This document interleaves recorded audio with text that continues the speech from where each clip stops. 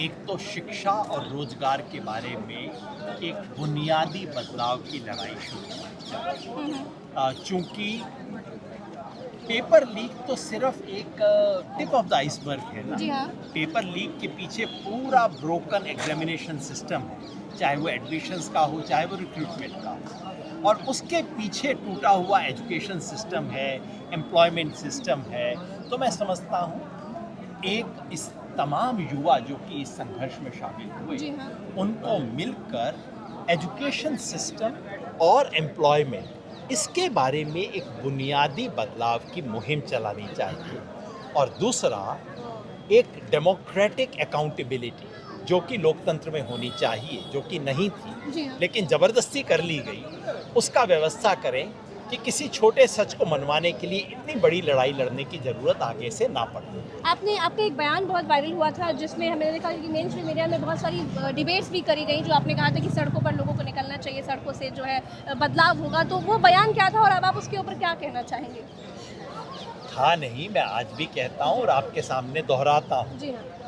कि ऐसे तानाशाही सरकार जिसने सारी संस्थाओं का मुंह बंद कर रखा है, जिसने लोक चुनाव की निष्पक्षता को ख़त्म कर रखा है, ऐसी सरकार में विपक्ष का प्रमुख मैदान चुनाव नहीं हो सकता। प्रमुख मैदान होगा सड़क पर लोकतांत्रिक और शांतिपूर्ण प्रतिरोध। ये लोकतांत्रिक और शांतिपूर्ण शब्द गायब कर देते हैं, चालाक लोग हैं, कई बार आप भी इनकी बातों में आ जाते हो। तो लोकतांत्रिक और शांतिपूर्ण प्रतिरोध, जिसकी एक मिसाल हमने यहाँ जंतर मंतर पे देखी है।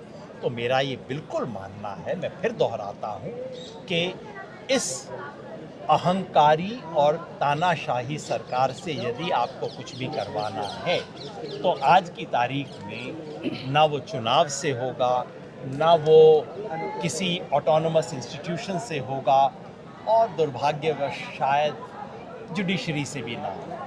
तो सड़क पर प्रतिरोध, लेकिन शांतिपूर्ण और लोकतांत्रिक तरीके से ही एकमात्र रास्ता है। और मेरी बात तो आज पुष्ट हो गई है, अब वो क्यों नाराज है? आपको क्या लगता है सड़कों पर आए आप?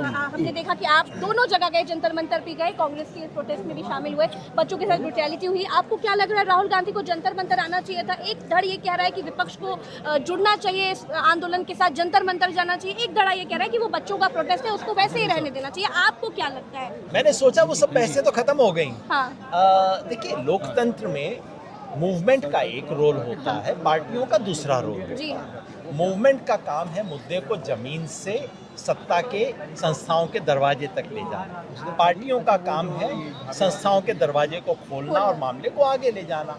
मूवमेंट ने अपना काम किया, पार्टियों ने अपना काम किया, राहुल गांधी ने भी किया, CPI-ML ने भी किया, सारी लेफ्ट पार्टीज ने किया, लगभग सारे ऑपोजिशन के लीडर कहीं ना कहीं उपस्थित हुए।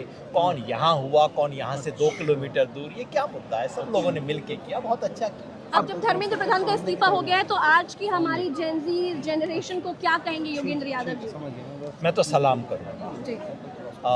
और अपनी जनरेशन को संदेश दूंगा। ये सफ़ेद बाल वाले मेरी तरह के जो हैं, जो कहा करते थे कि इनको यंग लोगों को पॉलिटिक्स नहीं आती, ये खारा टाइम रील देखते रहते हैं, बेकार हैं, नकारा हैं, उनके लिए संदेश है कि युवाओं की भाषा को हम समझें। युवा एक नई ग्रामर ला रहे हैं। मेरी ग्रामर में वो बात नहीं करते, इसका मतलब ये नहीं कि वो बात नहीं करते। जी। हमें उनकी ग्रामर समझनी होगी, और उनकी ग्रामर कहीं ज़्यादा पावरफुल है। आज काले बाल वालों ने सफ़ेद बाल वालों को पॉलिटिक्स सिखा दिया। आपको क्या लगता है सर आपको क्या लगता है सर आपको क्या लगता है सर आपको क्या लगता है रेजिग्नेशन लेने में इतना लेट क्यों लगा? धर्मेंद्र प्रधान जी इस्तीफा देना नहीं चाहते थे क्या? अरविंद मोदी जी लेना नहीं चाहते थे? एक जवाब सर। सवाल पूछने का क्या मतलब, आपको नहीं पता इसका उत्तर? बता दीजिए सर। यहाँ पे यार बॉल मत खराब करो प्लीज यार, आगे चलो आगे मैं वैसे ही परेशान हूँ यार, बहुत खराब कर दिया यार ये।